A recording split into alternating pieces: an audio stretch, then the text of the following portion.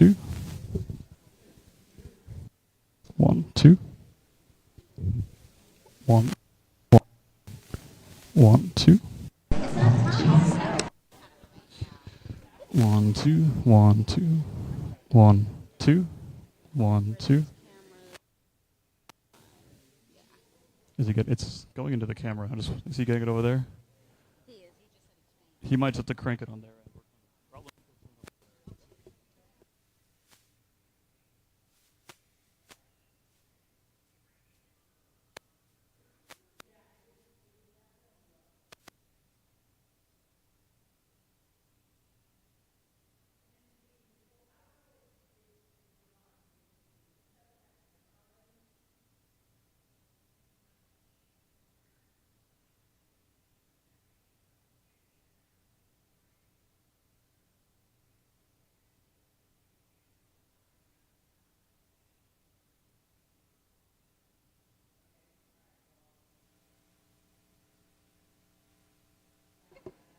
Check, check. 1, 2, 1, 2. Audio check. 1, 2. 1, 2. Is it louder? Perfect.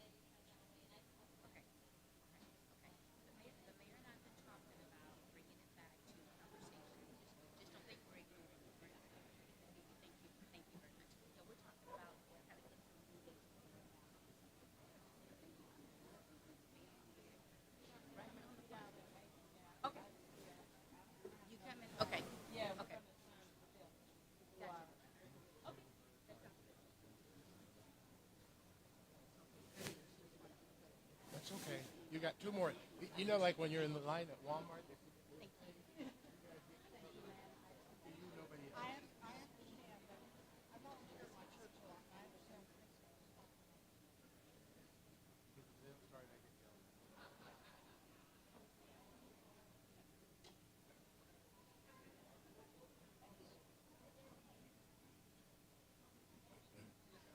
Good morning.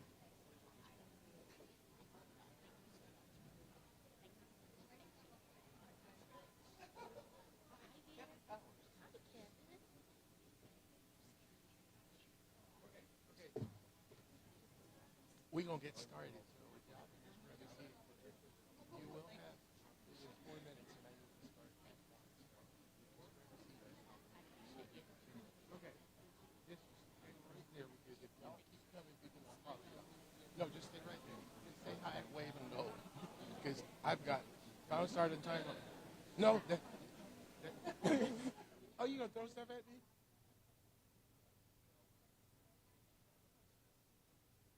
Sorry about that. Oh, no worries. Okay, she just wanted to say hi and bye. But you're going to throw something at me. Good morning.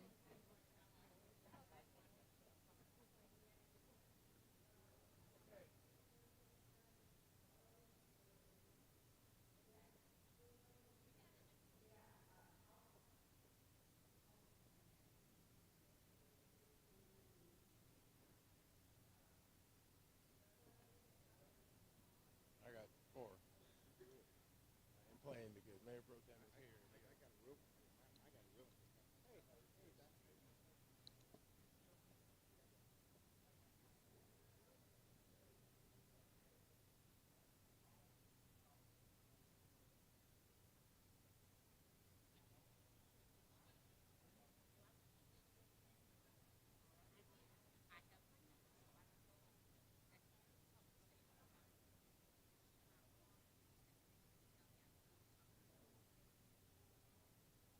Okay.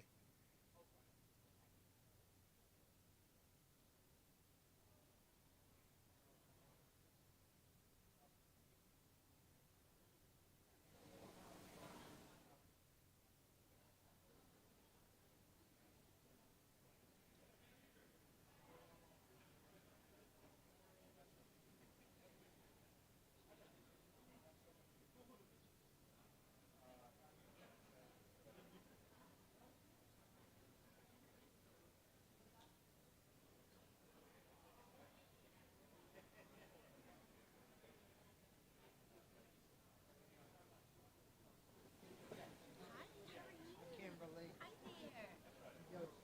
Oh, wonderful. Nice to meet you, Mrs. Stone. I love it. That's fun. Let's keep it going. But let's see whatever time you want to do.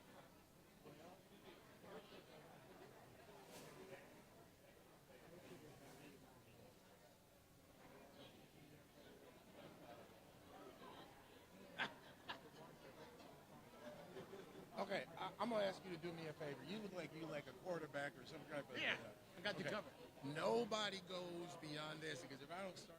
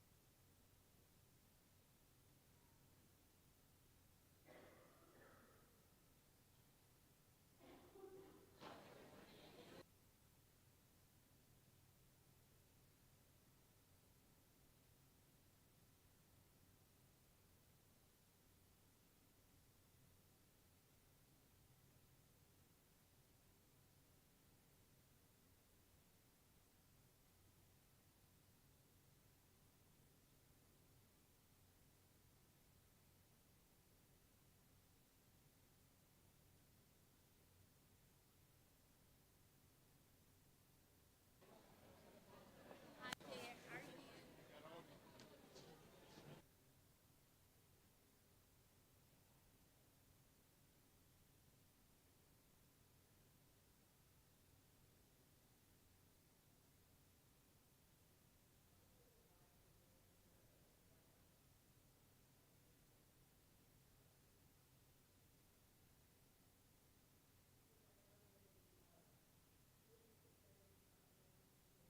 Afternoon. Can you hear me? If you can, wave if you can hear me. Wave if you can hear me. If you're ready to start, go ahead and wave. I want to know we're ready. I want to see you waving. All right. Not that kind of wave. No, that's the wrong place.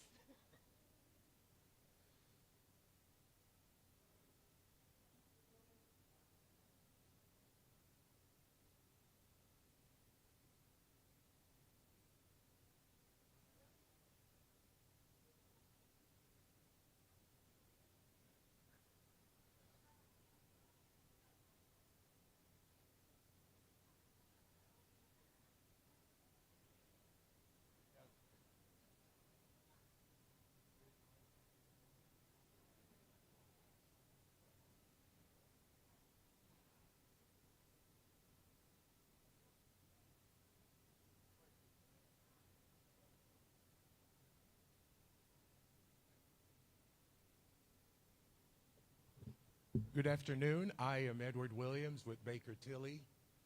Mike, can't hear me?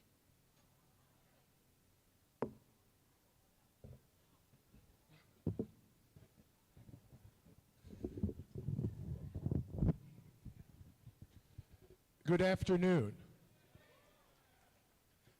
All right, at least we started with good sound. That's a good thing. Good afternoon. I'm Edward Williams with Baker Tilly, and to my left, your right, is my colleague Art Davis. We're grateful for your attendance today and for this opportunity to give you, the community of the city of Dallas, Texas, an opportunity to again meet and greet the candidates.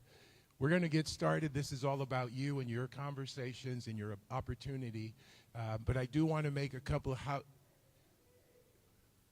Can we turn up the volume a little bit? Because is this good enough? Can you hear me now? How about in the back? Can you all hear me? Perfect. Thank you. Thank you. Once the council member tells me she can hear me, then I know we're in good shape, because that's what I want to make sure we do. So as I said, I'm Edward Williams. It's Art Davis. We're grateful for you being here today, and we thank you for taking time to meet the candidates for the Dallas City Manager career opportunity. To get started, we're going to ask Mayor Pro Tem Atkins to do the welcome and a little bit more details. Thank you very much.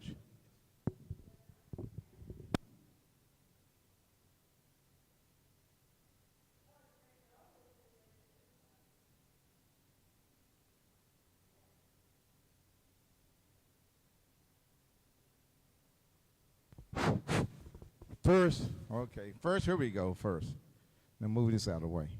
First, again, honor God, it's a blessing to be here today. We're here for one reason only, to get community input about the community. And thank everyone here at the City of Dallas at the Fretz Recreation Center. This is one of the 3 community meet and greet forum we have. Today, we have come together again as a community to take a part in the important process, meeting the outstanding candidate who aspire to lead our great city as our next city manager. First, let me express my deepest gratitude to all our candidates. Your willingness to step forward and serve Dallas speak volume about your leadership, vision, and dedicated to public service. Let me first recognize some of my colleagues here. So if you stand, if you're part of the City Council, I think I saw Councilwoman Blackman back there. Thank you for coming. Give her a round of applause. Chairman Stewart over there. Thank you, Chairman Stewart, for coming. I saw Chairman Mendelson, thank you for coming. Did I miss any other councilman? Oh, Councilman Gay Willis, thank you for coming. Anyone else? And also, I want to thank all the city staff for being here today also.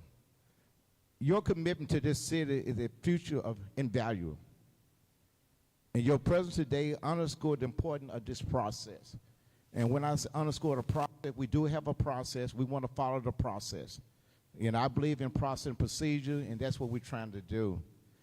Dallas is a city like no other, rich in history, vibrant in culture, and brimming with opportunity. We are a global city driven by innovation, resilience, and shared a commitment to progress. Find the right city manager to lead us into this future is one of the most significant decisions we will make, a decision that required the voice of our resident and our community. Required the voice of our resident and our community. This process is about community, your feedback, your insight, your vision for Dallas or Dallas as we identify the leader who will carry the city forward. For those of you attending in person, I encourage you to complete the community survey. There is a barcode. It's in Spanish and English. It's a survey to your right or to your left. We are grateful for your involvement. We encourage you to share your thought through the survey. Finally, a heart thank you to the city staff for the dedication. And I want to put a shout out to one of the city employees, Gus in transportation and the public service, to make sure the roads were clear today and yesterday for your safety. I want to make sure, give them a hand of applause for those people who did. They work for the city. This event is about listening, connecting, and envision the future of Dallas. Let's make the most of this opportunity, engage with the candidate, ask questions, and share our perspective. Thank you for being here and contributing this critical moment in our city history.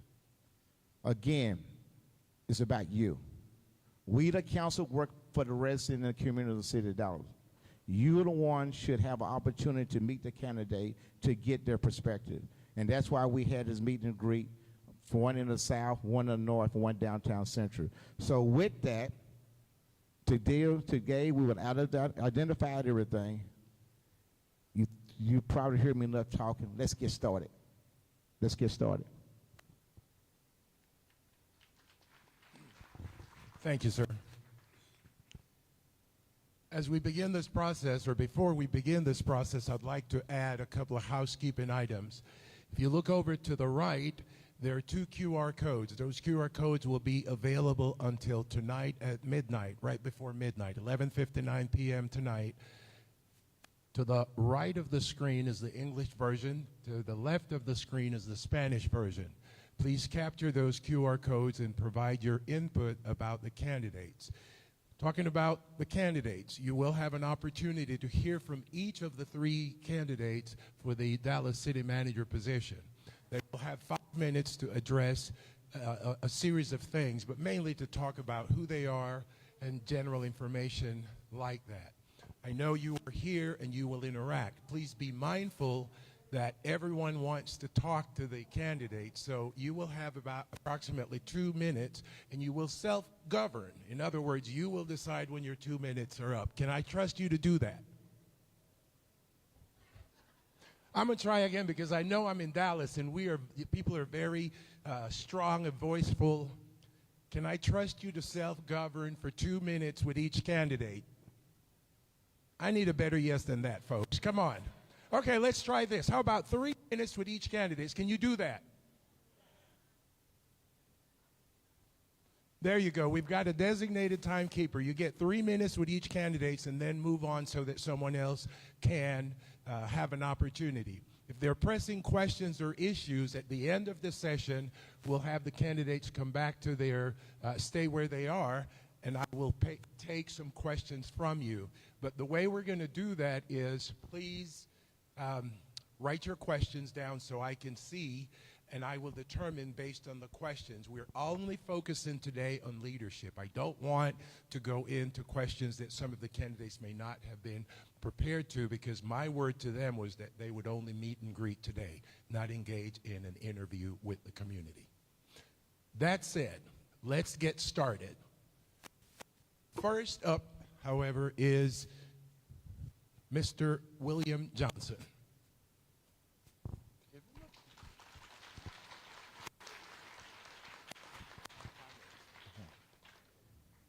Good afternoon. Can everybody hear me? Well, this is our 3rd opportunity to meet with the community. I can't tell you how excited and privileged that I am to stand before you today. I'm thankful to God that I've made it this far in this process, and I'm really looking forward to being your next city manager. I'd also be remiss if I didn't congratulate the other finalists who are here today on their outstanding careers in public service. I promise I'll be brief, no matter how long it takes.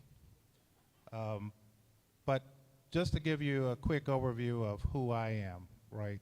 I'm not going to go into all the details of my 30 years of experience and all of my public service experience in Philadelphia and Baltimore and Atlanta and Fort Worth before coming to Dallas.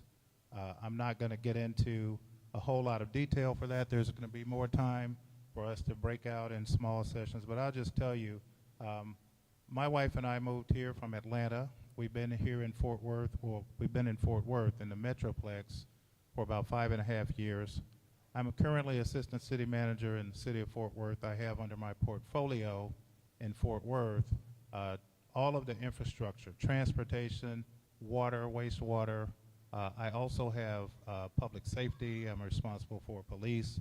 Some of you may have heard about the great new contract that our police are so excited about, where we made some adjustments in how we structure pay, how much time it takes for them to reach their maximum salary so that we can attract the best of the best, not just from the Metroplex, from around the country. We hire a lot of police officers from a lot of other states that want to move here, and we've made Fort Worth a destination.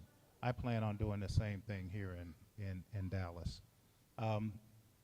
In addition to that, I have our Convention and Visitors Bureau, which includes the current expansion that's happening with our convention center, some big new hotels that we're about to build in downtown that are underway. The stockyards that you guys all know is exploding in terms of tourism. We get more tourists in the stockyards than they get at the Eiffel Tower, and many people don't know that. As well as the Will Rogers Complex, the Fort Worth Stock Show and Rodeo is starting this month. So a lot of great things happening over there, but this is about Dallas, right? People have asked me, why Dallas? Well, number one, it's Dallas, right? This is one of the premier cities in the entire world. I've gone to Europe, and people talk about Dallas, right? When I tell them I'm from Texas, the first thing they say is Dallas. Nobody's coming here to go to San Antonio.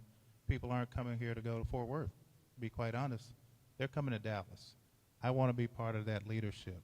I've heard a lot of talk over my time in interacting with the community about public safety, about homelessness, about infrastructure. All of these are the same three priorities that we're dealing with in Fort Worth, that I've dealt with in Atlanta, that I've dealt with in all of the cities that I've been in. I think I have a strong track record of turning things around. And the question that I'd ask is, if we're here today because we want to continue on the same path, we want to continue, we think that we're in good shape in all of those areas, then that's fine. But if it's time for a new direction, if it's time for new ideas, if it's time for new leadership, then I want to be that person that helps lead Dallas into the future. With that, I'll turn it back over to the group. That concludes my comments. Thank you. That's my part.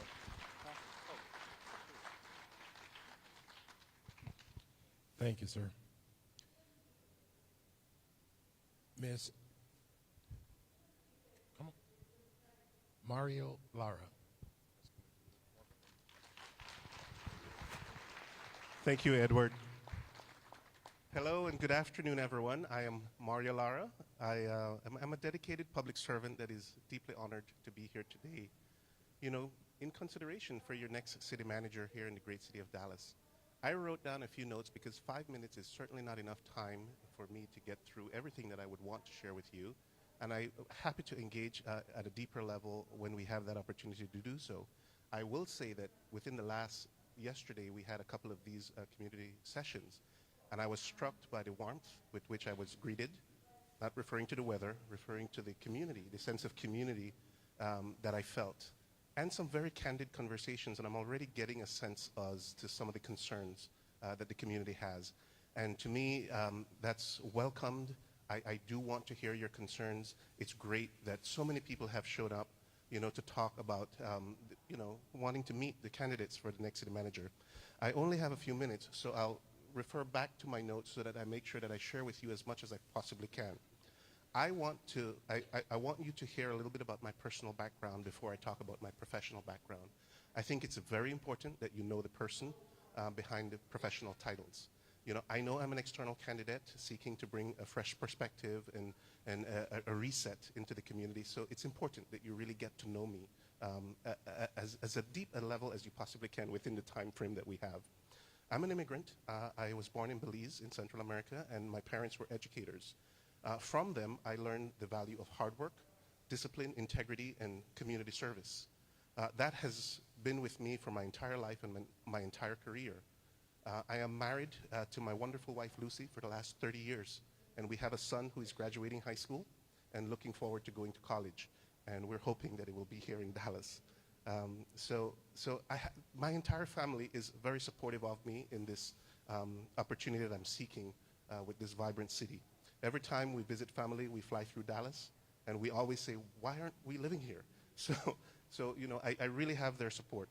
I also want to be very clear that I'm not out there applying for jobs all over the place. Dallas is the only opportunity that I am seeking, because while I'm aware of the challenges that exist, I am aware that Dallas is a vibrant, a strong, a diverse community that I think that with collaboration and innovative thinking and working together, that we can implement solutions that will uplift all communities and all neighborhoods.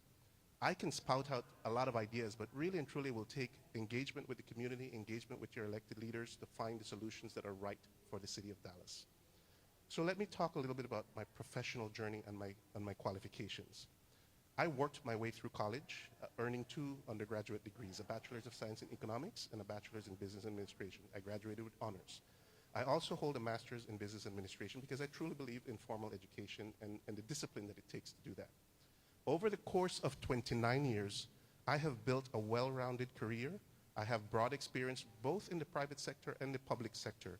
I will say that the last 20 or so years, I have focused in on my public sector service, and I have steadily increased in levels of responsibilities that I have been fortunate to have those experiences, and I am currently an executive leader manager in the city of Sacramento, where I am the assistant city manager who is responsible for overseeing the public safety departments.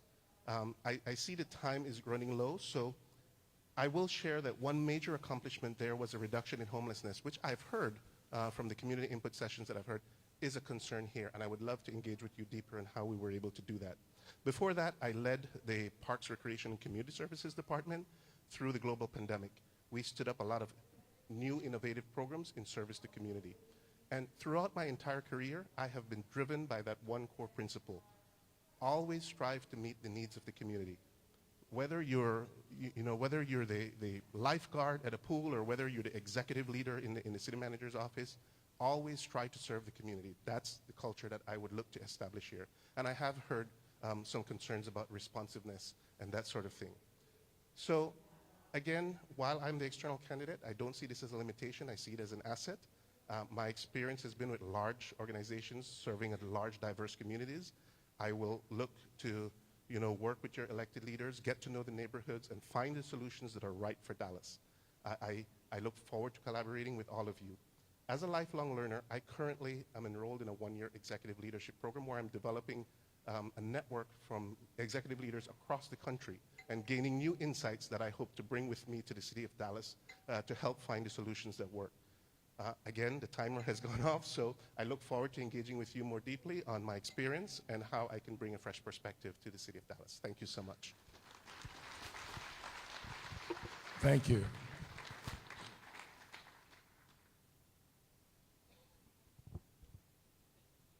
All right, next is candidate Kim Tolbert.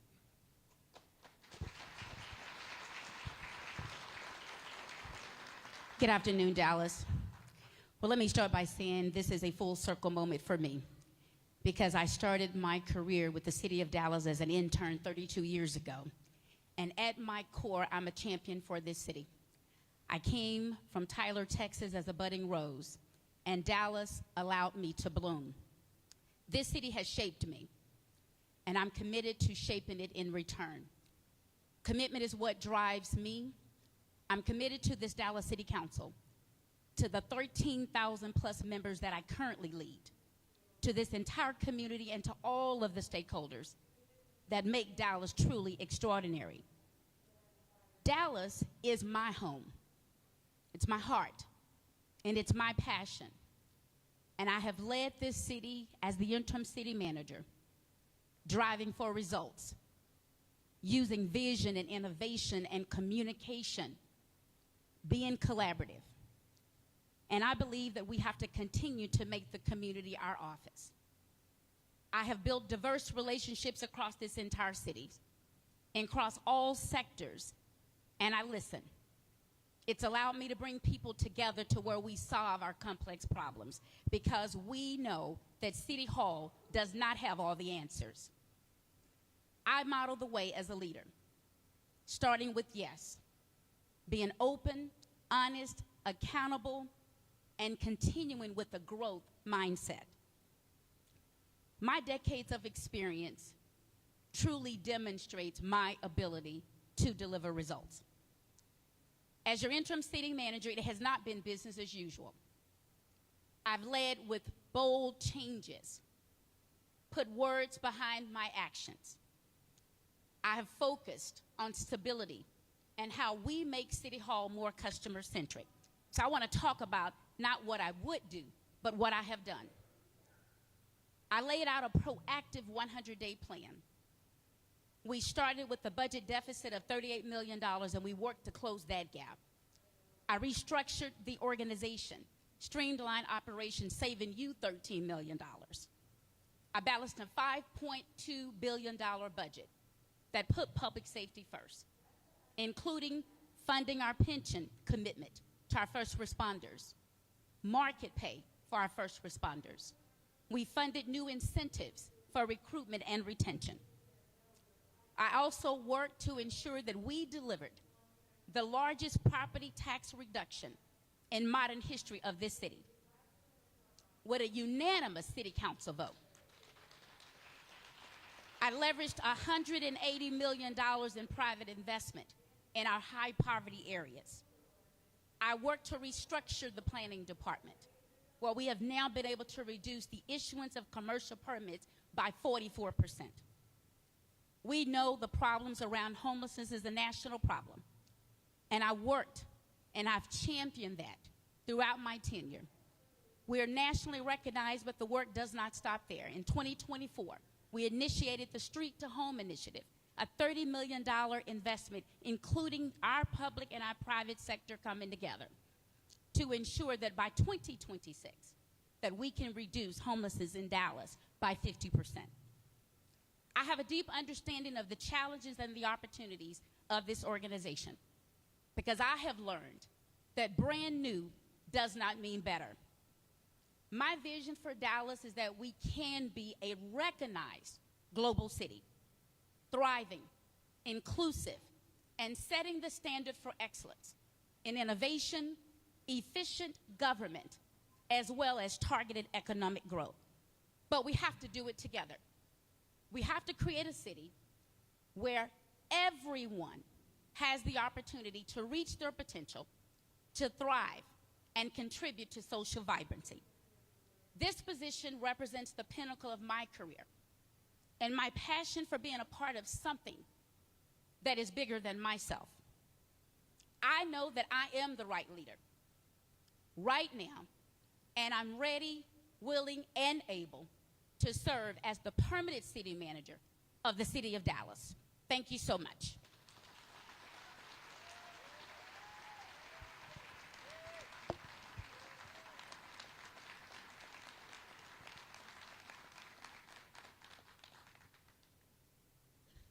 Okay, this is the moment you've all waited for. We're going to do things a little differently to preserve order in the conversation and to ensure that our times are being respected. So we're going to ask this first line to start lining up, which wherever you want to go in terms of candidate, we're going to ask everyone else to remain seated. The back line can do the same thing so that we're moving the room forward. So we're going to ask wherever you want to go, you are welcome to do so after I tell you you can move. Again, a reminder, QR codes up front, make sure you capture those. If there are issues, questions, comments, concerns that you want me to address or the candidates to address during the last 5-minute address to the group, I'll be happy to make these available to you. Priscilla will help handing those out. Art will also help ensuring. So if you need one of these cards, there's a gentleman in a red shirt. There's a young lady here in a. So just make sure. Are you guys ready? Let's do this. We'll start with this gentleman here. You're welcome to go wherever you want. If you want to talk to one of the candidates, you're welcome to go. Anyone in this front line, you're welcome to go visit with the candidates. Anyone from the back line, you're welcome to visit with the candidates. Back line here, same thing. Right about now. You jump the line. Okay. You're welcome, guys. Let's go. You're welcome to move around. Okay. Okay, just stay right there. Just the first line, just people from the first line. And while you wait, please stay back on the red line so we can have some. Yes, ma'am. Of course. It's not mine, but you. Is that yours? If you take it, I'm going to come find you. How you doing there? Fine. Pen. Do you need a pen? You good? That's all right. What do you need, Priscilla? Pardon? Next to sit pen.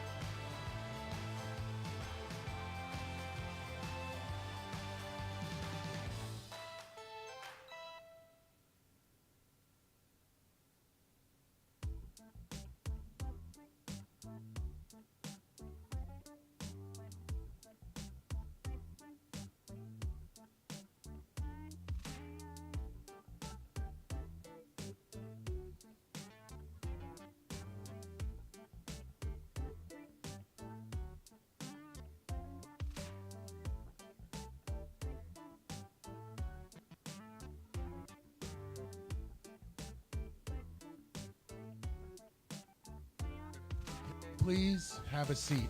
Ma'am, could you please have a seat? Yes, ma'am. Yes, ma'am. Thank you. Thank you. Thank you so much. Thank you. Thank you, ma'am. Thank you. Okay. Grab a seat. Please take a drink and take a breath. Thank you. Sorry about that. Yes, sir. Okay. Gentlemen. Okay. Gentlemen, thank you so much. Thank you. Please have a seat. Let's give the candidates a minute to take a drink and sit, and give them applause as well, because it's been a long morning.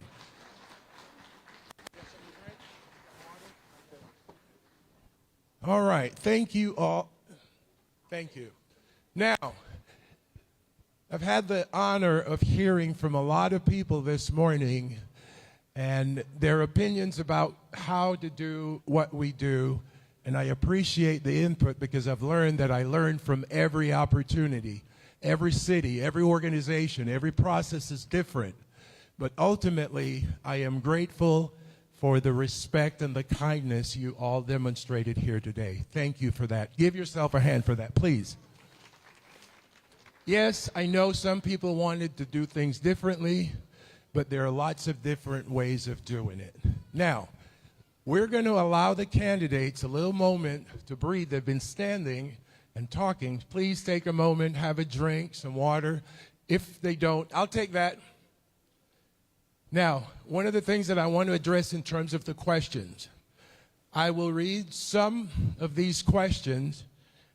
All right, make sure the candidates have something to write with, because I'm going to give them an opportunity for 5 minutes to address some of the general areas. In other words, the answers are not going to be 5 minutes, but they will have 5 minutes to address. Let's say one of the big questions that I got had to do with infrastructure. Infrastructure. So we want to make sure all the candidates can address infrastructure briefly, but clearly there isn't enough time. I think you would need maybe a few hours to address just infrastructure. Do you agree with that? So what we want to do is to talk in general terms. I want to also make clear and remind you that the city council selects the city manager. I am not in a position to make a decision about your city manager. We presented candidates, and they're here to be part of this community process. Ultimately, the city council selects the city manager. So, for example, this question has to do with the Supreme Court. I'm not going to ask the question, because I don't think, in my professional opinion, it's relevant to the city manager's role, function, or responsibility. Please, there are no winners or losers. I appreciate the applause, but I think being respectful requires that we take feedback and feed forward and not comment on them. Fair enough? It will apply across the board. Okay, y'all going to have to forgive me now, because I need a little help here.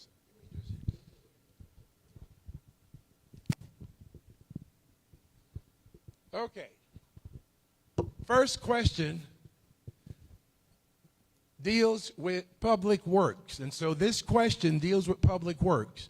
If there is another question that deals with public works, I will not repeat that question. However, city manager candidates, the question deals with why is it so difficult for city crews? First of all, it's a question about trash pickup and city crews. I'm not going to ask the candidates why is it so difficult, because most of the candidates don't know. They do not have the familiarity with the city to be able to answer a question. What I do want you to address, however, trash collection, effectiveness, scheduling, and all that. And I know trash is one of the biggest arguments you find in most cities in America, trash collection. So candidates, you will have 2 minutes to speak about public works, street maintenance, trash collection, any of those public works, street repairs, drainage, infrastructure, and that's that category. Is there anything else we need to add to the public works category? Street repairs, infrastructure, traffic signals. What else? Are y'all listening? Utilities, water, quality of water. Okay, so utility, all surface water, groundwater, all the waters that relates to city's infrastructure. We're going to stop there. Because there is so much, I'm going to give you 5 minutes. I'm going to switch from who answers the question first. So we'll go in this order. We'll start with Mr. Lara, 5 minutes. You know I've got a timer. You're going to talk about public works, infrastructure, utilities, groundwater, basically all waters from rain all the way to drainage. Fair enough? Thank you. Okay. Thank you. It's a very broad and general question, but I really and truly appreciate it because it speaks to something that I've been talking to some of the folks that I've been engaging with here about, and their concern about core services, core city services, and it doesn't get any more core than our public works services, street maintenance and trash collection, and all of those things that fall under municipal services. You know, number one, I think we have to use our data in order to be able to figure out where we're able to capture some efficiencies and where we're not. You know, are there any opportunities that we have in order to be able to streamline processes that we're following and be able to capture efficiencies so that we can deliver those services in a more cost-effective manner? We have a couple of ballot initiatives that we have to be able to implement, and there have been some concerns expressed about how that is going to impact our ability to provide some of these other services. And I think what that does is it forces us to focus on that opportunity, right? To use the data, look at where we can capture some efficiencies, and make sure that we're reaching out and communicating with our constituents so that they know the schedules for trash pickups. They know that if there are any changes going to be made to those schedulings, that they are giving ample opportunity to either comment on whether or not those schedules will negatively impact their community that they're serving, or that they have advance notification of any major changes or shifts in the ways that we would be delivering services. We have to make sure that we're engaging and communicating with our members of the community to be able to understand how that impacts them. You know, definitely this would fall under the portfolio of a dedicated team and group of individuals that would be focusing on deliverance of these municipal services. I was the director of Parks Services, and I can understand these forward-facing, front-facing services that impact your daily lives are critically important for the city to be consistent and efficient in terms of how we're delivering those services. So in a general sense, you know, that's how I would approach, you know, assessing whether or not the city is delivering these core services in the best possible manner. And then before I would embark on making any changes, I would make sure that I engage with the community and communicate, you know, what changes we are proposing so that I can get feedback to understand how that would impact that community. Hopefully that answers the question. Thank you.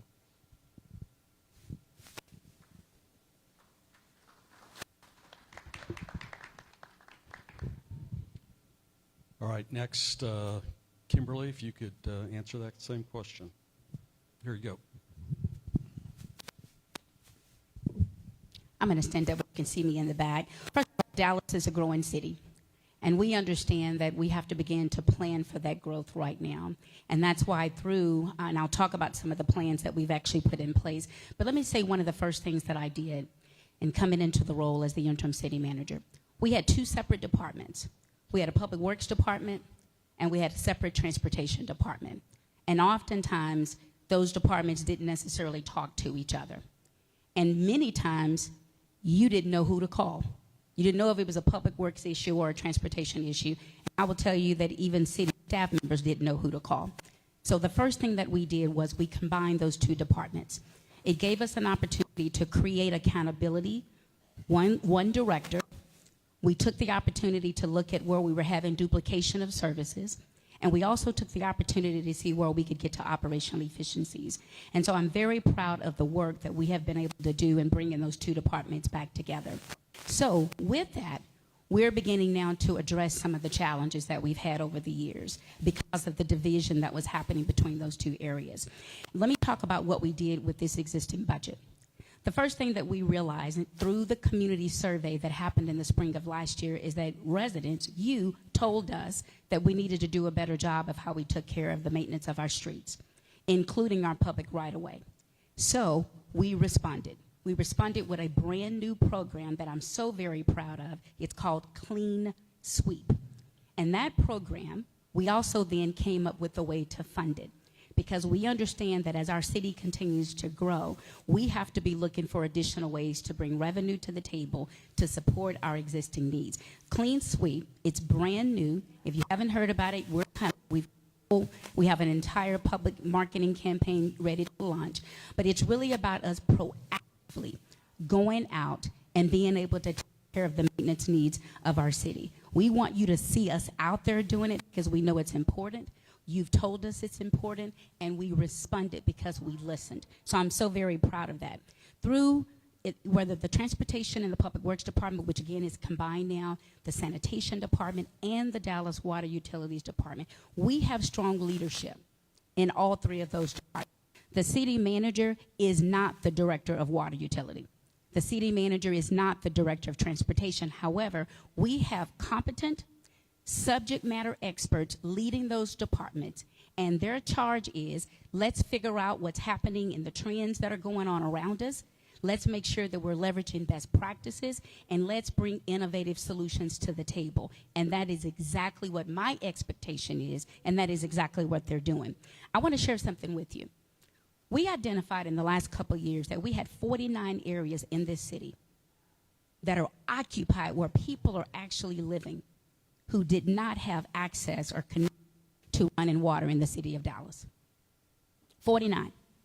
So we put a plan together on how we were going to address those target areas, and that plan is working. By the end of 2026, we would have invested almost $40 million to make sure that those people that live in those areas who've not had connections previously can now have access to water, clean water. When we talk about clean water, then everybody in the city should have an opportunity to have access to clean water. So I want you to know that those types of investments and what we're doing and how we're leveraging the opportunities, number one, to engage, but to make sure that we're not just talking about it, but that we're actually putting action behind it. I think that's how we will begin to take advantage of all the new innovative things, technology, using data, is that we, number one, we got to do that inside look, which is what we're doing, which is the work that we have begun. And I'm so excited about it because this team, they've been empowered and they've been inspired and they understand the assignment. And what I want you to do is to continue to hold us accountable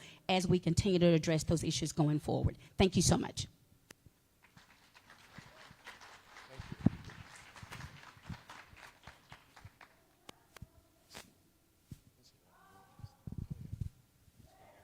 They can hear me better if I'm standing.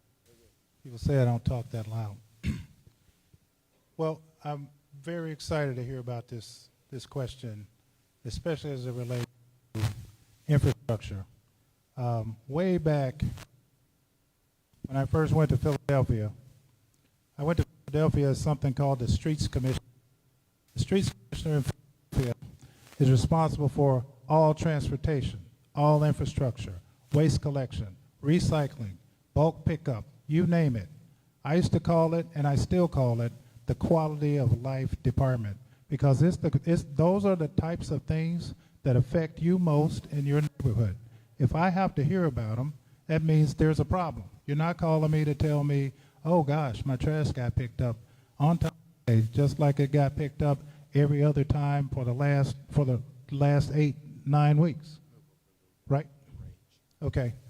So I'm not here to tell you about what I think. I'm telling you about what I've done, right? I did that in Philadelphia. I did that in Baltimore.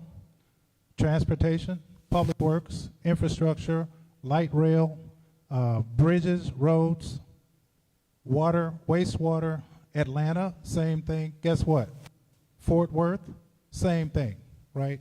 We operate a regional water system. A number of you had talked to me about concerns about fluorination and other things.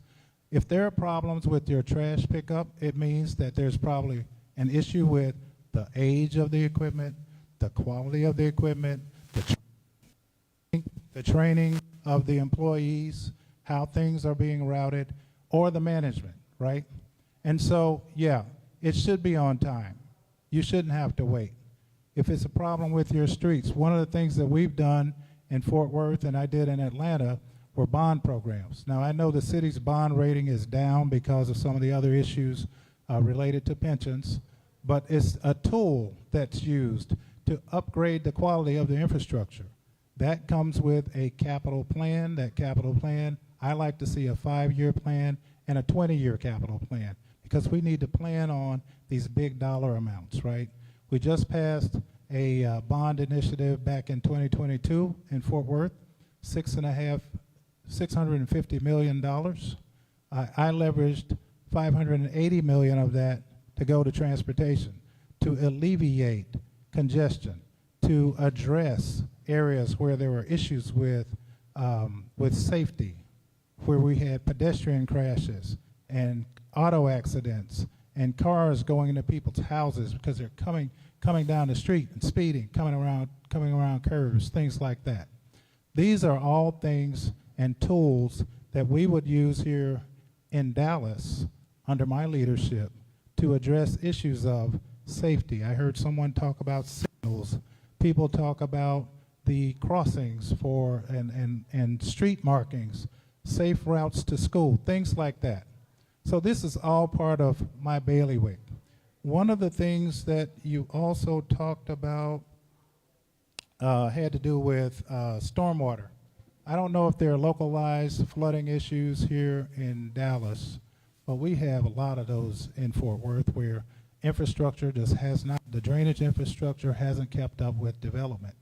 And we've had to open up or have a stormwater utility that we formed, right?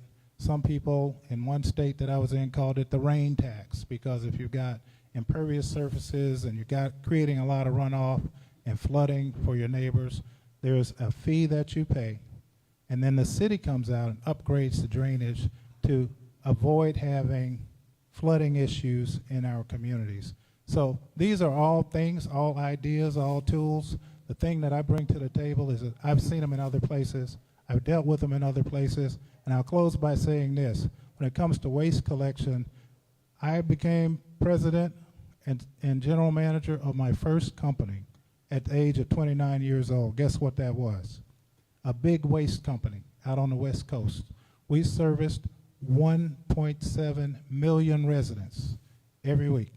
Not just residents, but also businesses. I saw some of my colleagues, oddly enough, from that company who actually showed up here because they saw this was going to be happening on television. So I know a thing or two about public works. I know a thing or two about the quality of service. I know a thing or two about service delivery, and I'm going to bring that talent to the table here in Dallas. Thank you. Thank you. Thank you, candidates. Thank you, community, for those questions and that general information. Next area that I'm going to address is a general area. We're talking about public safety. I know a little bit about recruiting public safety position, be it police chiefs, fire chiefs. And so the general questions that is generally associated with law enforcement, and I'm going to ask the candidates to speak for 2 minutes on the issue of public safety as it relates to 21st century policing. But in a broader sense, I'm going to ask you each to address the issue of how do you hire, develop, retain, and promote law enforcement in cities today? It's a very simple question, but there are several parts to it. So we're going to start this question. Who started last time? We're going to start with Ms. Tolbert.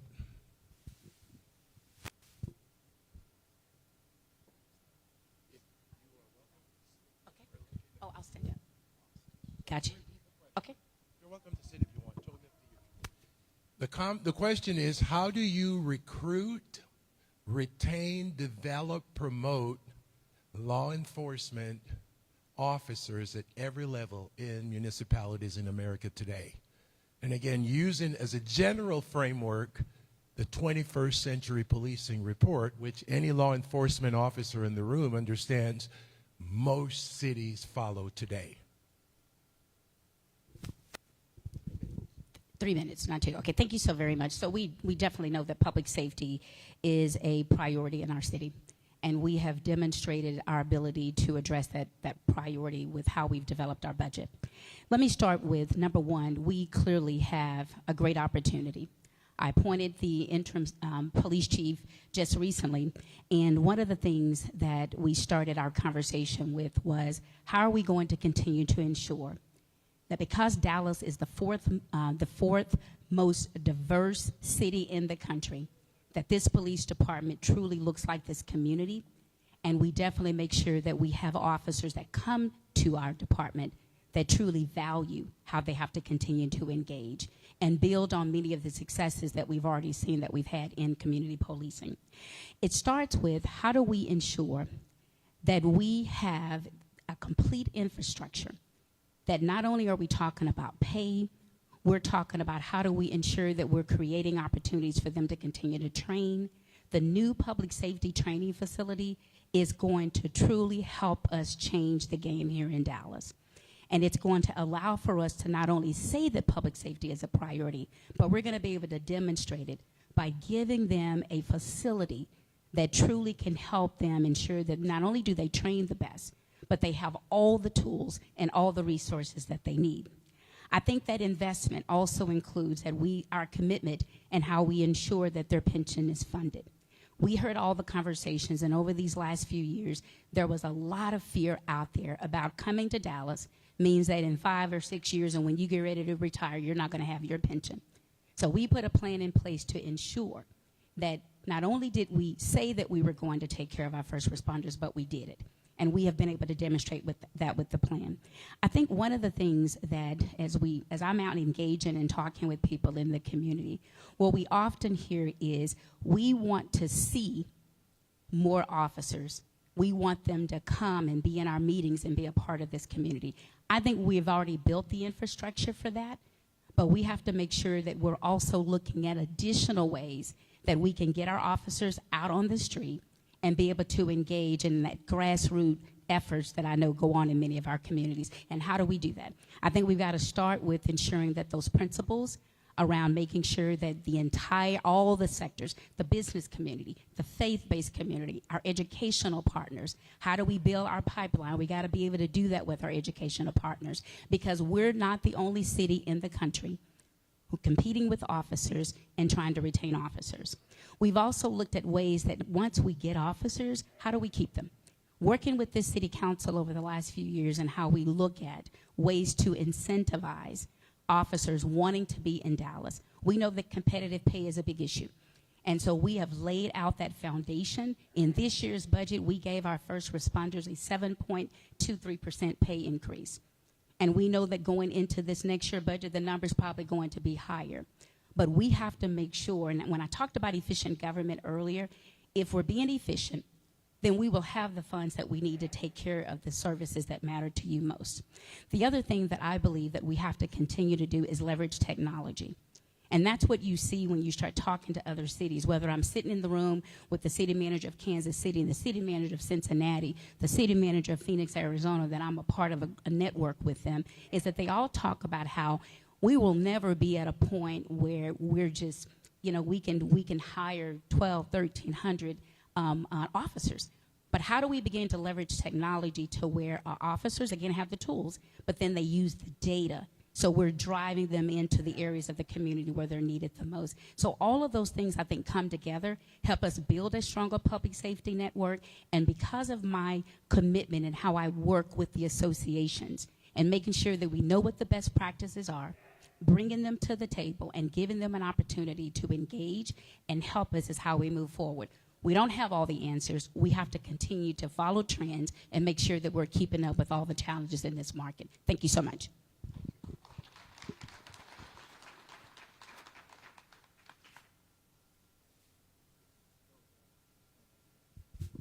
I stand over here closer so that hopefully the mic doesn't go out. Yeah, as it relates to public safety and how do we hire a police chief, number one is the first priority on my list, day one, if I'm for this role.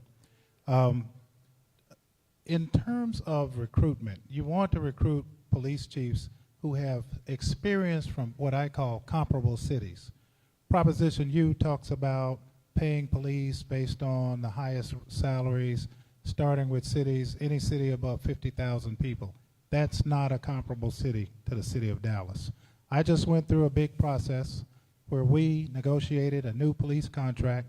I invite any of you who are connected to police, talk to the police association over in Fort Worth. They'll tell you about the battles that we had. We had budgetary limitations, but we started with data. I wanted to know what we were paying compared to comparable cities and found that we were underpaying our police officers. We were underpaying the people coming in. And we increased those police officers by 12% year one. We made it work in the budget because that's what it took. And our priority was public safety. We put money where our priorities are. Wherever the city's priorities align, that's where you're going to find most of the resources going. Public safety is was one of those priorities. So we were able to accomplish that. The other thing that I want to do in looking at a police officer is to make sure that in looking at police officers and how we're hiring, is making sure that we're competitive. We want to be competitive to comparable cities. We don't want to start taking on the garbage from other cities because we're paying so far above scale, right, that everybody and their cousins trying to come to work in Dallas. Every police officer doesn't need to be on the force here. We have a lot of police officers in Fort Worth that we've been weeding out, bad actors and things of that nature. But at the same time, when they come, we want to send them through an academy. We want to give them the best equipment, the best training, the best technology. And part of that training is a focus on having the right mentality, the mentality that says, I'm here to serve and to protect.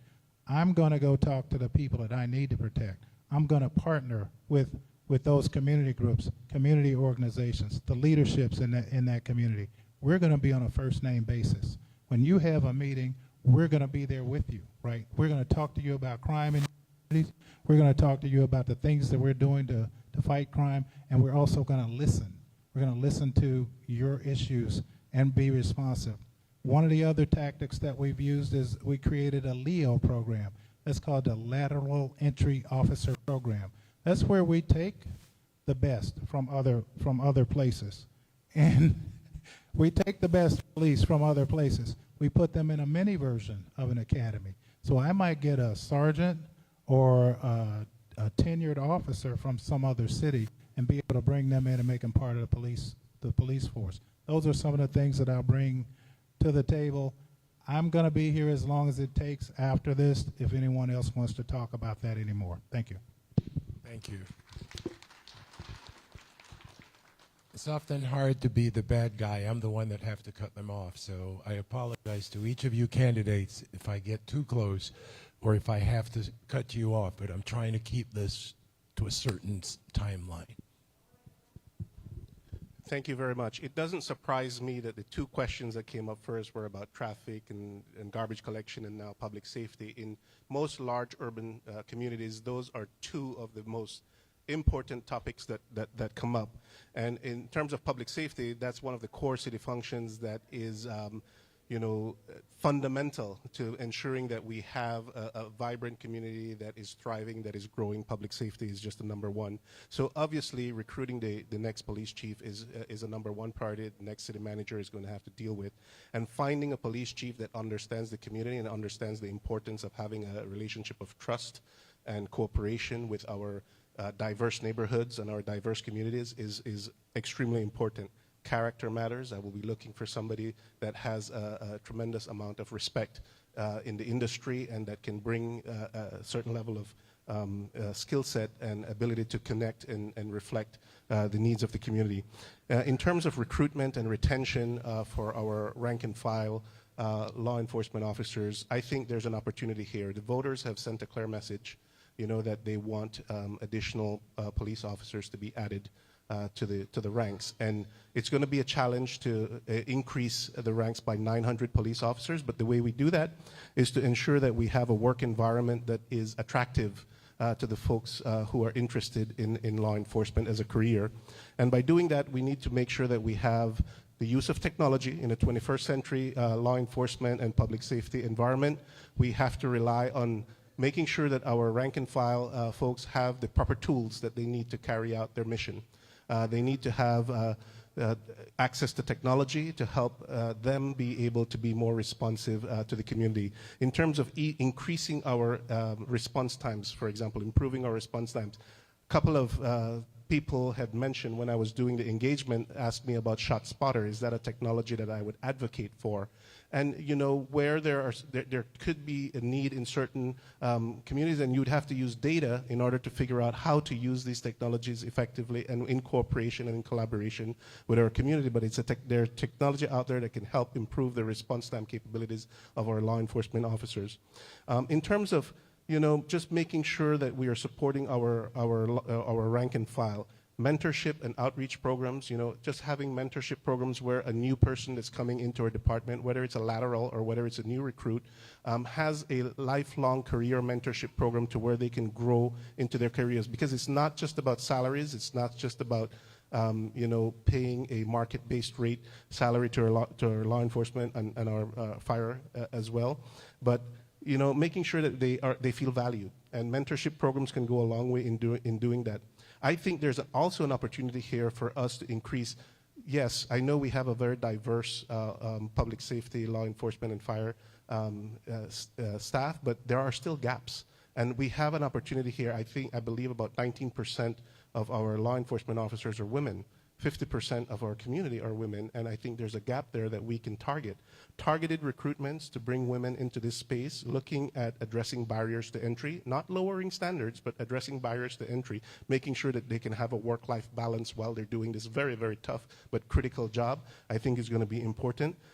So promoting work-life balance, reaching out to our communities, reaching out to our local schools, our high schools, and our colleges to help with our training opportunities and mentorship opportunities, I think is going to be key.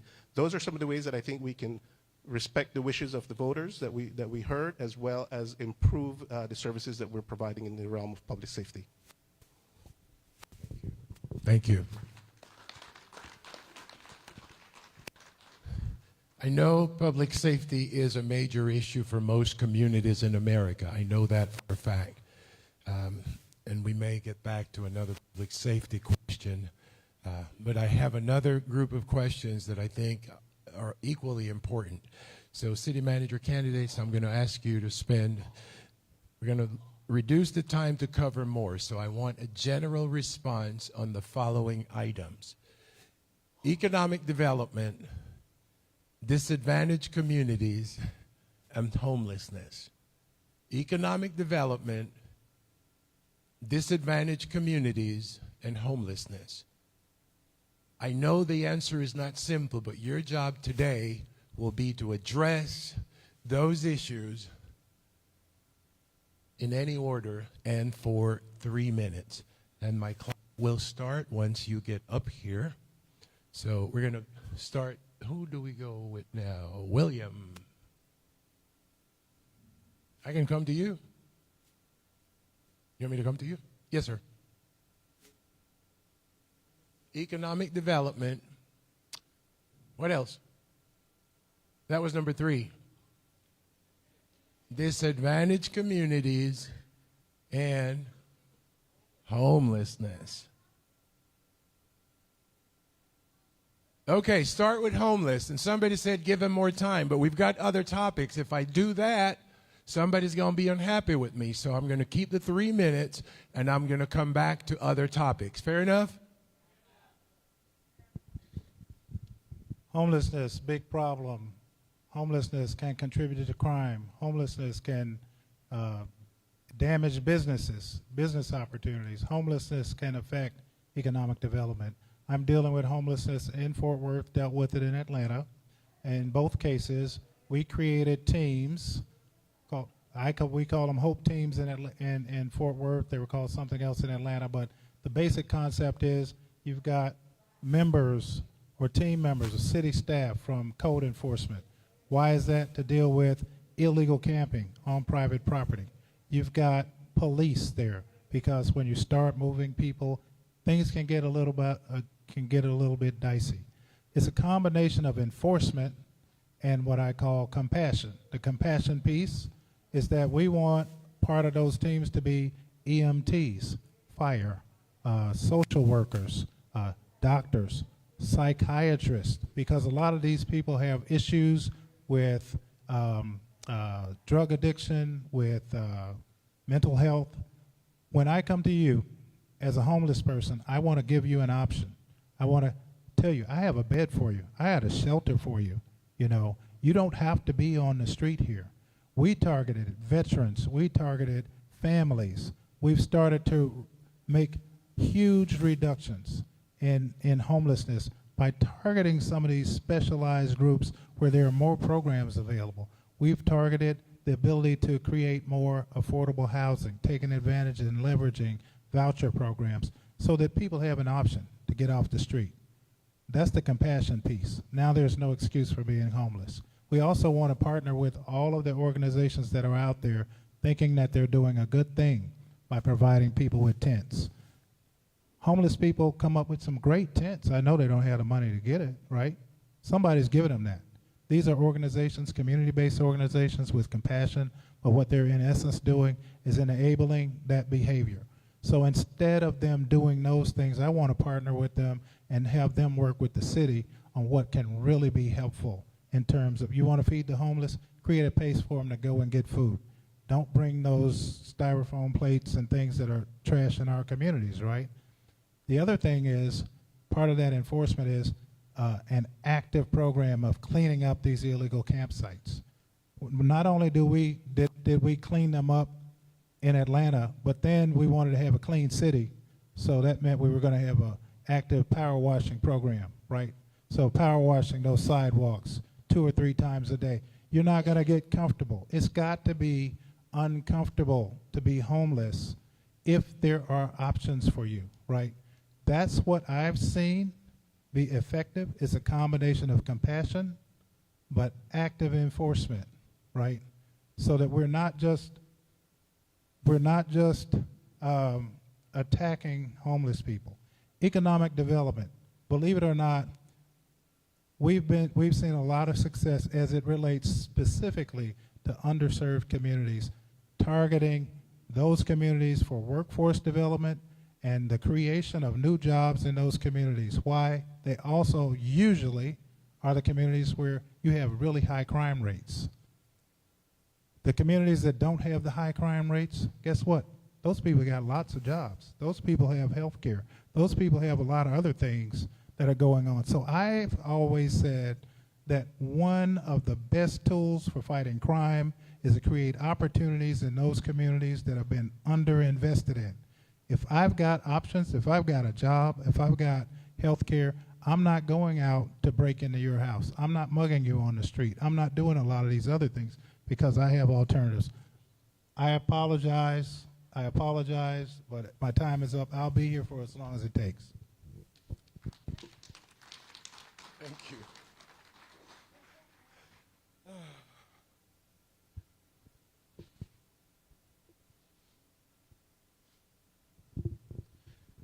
So the topic is economic development, disadvantaged communities, and homelessness. And I believe all of these are somewhat related. And I'll approach it in this manner to say that not all solutions are the right solutions for Dallas. And anything that you approach has to involve a lot of community engagement in any of these areas. So that's number one. Number two is working with your elected leaders, your mayor and council, to set priorities in each of these areas and to endorse and support the approach that we're going to take after we've done sufficient community engagement as to how and what solutions we're going to pursue and we're going to implement. So working with our leaders so that we are all aligned. It will take a lot of coordination and unity of effort to make progress and to implement the solutions that are right for Dallas.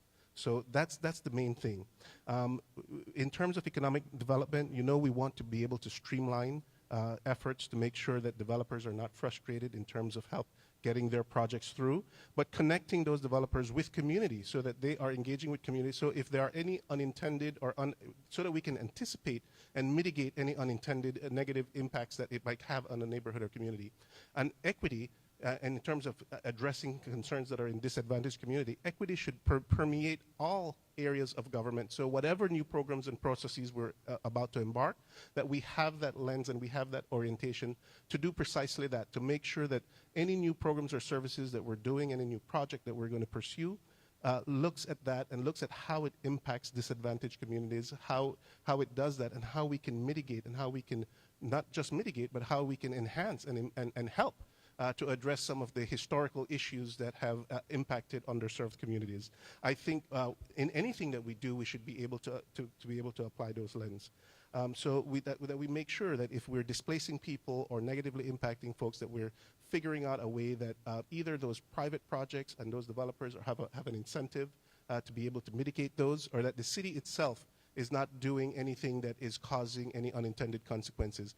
And for example, we talked about recruitment just now for law enforcement, and I think looking to help our homegrown, look at our homegrown talent, right, and be able to reach out to our schools, especially in our underserved communities where we can recruit and fill a lot of the vacancies that we're looking to address. And I think that could be some of the ways that we can address all of these areas that we're talking about here. Thank you.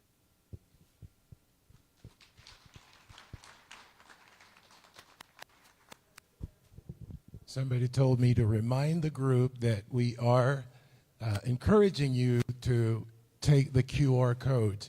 I know there are members or individuals in the community. Someone told me I don't do QR codes. If you don't, please make sure you see us. We will make sure you can access the survey and provide your input. So although the QR codes are important, we want to make sure that we capture your opinion in whatever way possible. If it means printing the form and you completing it, we will make sure. So please see me if you need a paper copy, like I normally do, but please just see me before you leave, okay? All right, let's go to Ms. Stolbert for the next question. Thank you so very much. Every human being deserves to be treated with dignity and respect, no matter of their circumstance. And that is the position that we have taken and how we have responded to homelessness in our city. In 2021, we realized that we had a unique opportunity because we had a disjointed system where every different organization did something different, and it was not a combined, consolidated effort. And we didn't pull all of our resources together. And what we learned that if we continued to use that as our system, we were going to continue to fail. So we changed, and we did it working in partnership. This was not about just the city of Dallas. We worked with Housing Forward. We brought Dallas County to the table. We brought other public organizations to the table, like the city of Grand Prairie, the city of Mesquite, the city of Irving, the city of Plano, because this has to be an effort that everybody is coming to the table other than to complain. And that was the approach that we took. We were able to leverage private sector investment, and we created a $72 million investment. This is something we've never done before. So that gave us an opportunity to really put our money where our mouth was. Everybody was complaining, and nobody was doing anything about it that was going to be effective. And since 2021, the reason why we can have the national recognition that we have right now, that we've been able to reduce homelessness in our city by 16%, when the national trend has increased by 18%, is because we started working together. And that's what it's going to take as we continue to move forward. So let me say this when it comes to compassion versus enforcement. We, first of all, needed to build trust with our unsheltered community.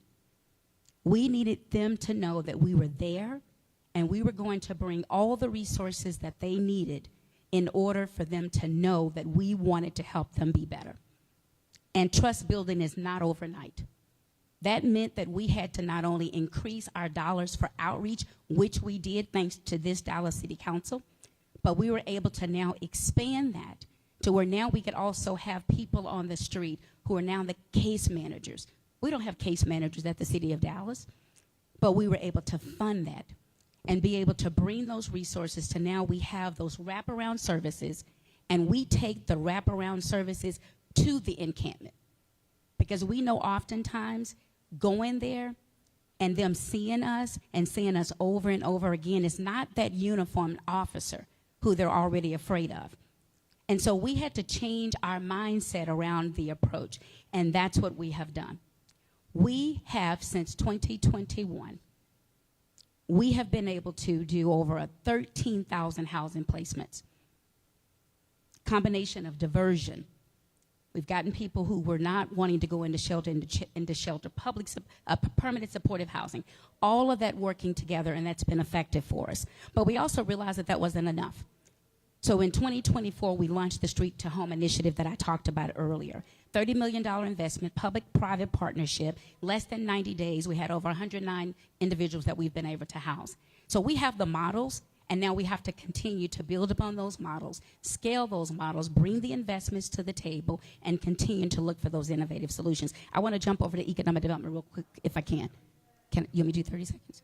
Can I just say a couple of things about economic development? We cannot be a recognized global city if we don't take the opportunity to put investment in the targeted areas of our city, and let me tell you why I say that. 66% of our land mass is in the southern sector, but 78% of all of our areas where we have infrastructure deficits is in that part of the city. So if we don't take the opportunity to invest in southern Dallas, the city of Dallas will not be successful. Wow.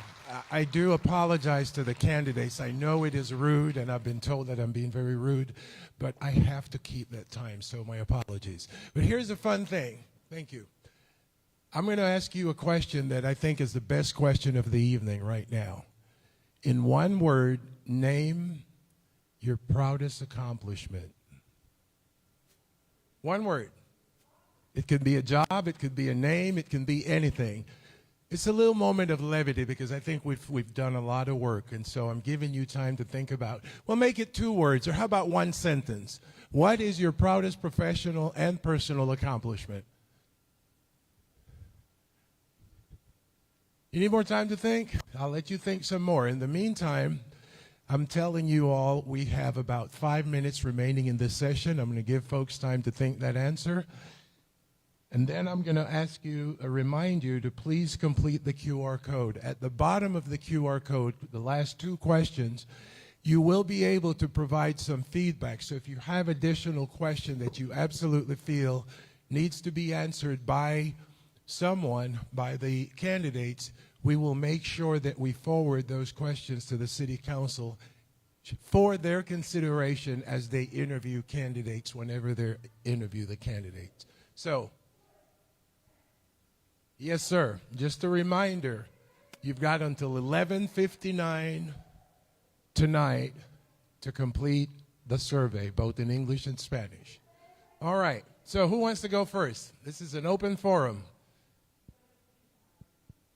You got less than a minute. You got 1 sentence, though, right? Yes, not sir. just 1 word. You know. So from my early career as a soldier in the U.S. Army to now as an assistant city manager, and hopefully your next city manager, I have always led with honesty and integrity and putting community first, period.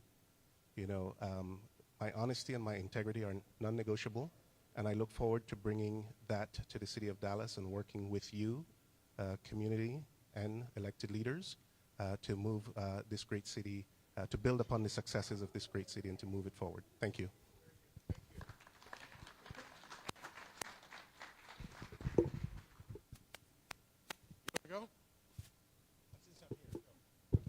You said 1 sentence, right? I'm an inclusive leader, and I drive results through setting a vision, being innovative, understanding the power of collaboration, and working with the community.